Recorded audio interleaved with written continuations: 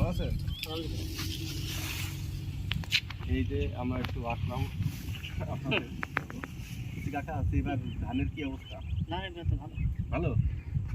ধারে একটু এই মাঝে রেখেছে এমনি তো এবার তোমার তরকারি কি কি অবস্থা? তরকারি আছে বাজারে তো তরকারির দাম দেখে আবার বাইরে গেছে।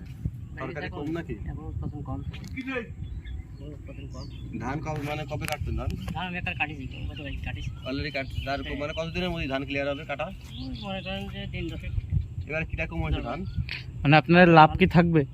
এবার লাভ কিরকম হতে পারে আপনার? এখন লাভ তো ওই টাকা আছে যে বিঘা প্রতি ধানে তো বেশি লাভ থাকে না। 4,000 টাকা লাভ থেকে যাচ্ছে। সিরির দাম বেশি তো যা করে মানে ধানে 4-5 হাজার টাকা থাকতে পারে, আর মিশালি আলাদা লাভ যা হবে ওরে, তাই তো?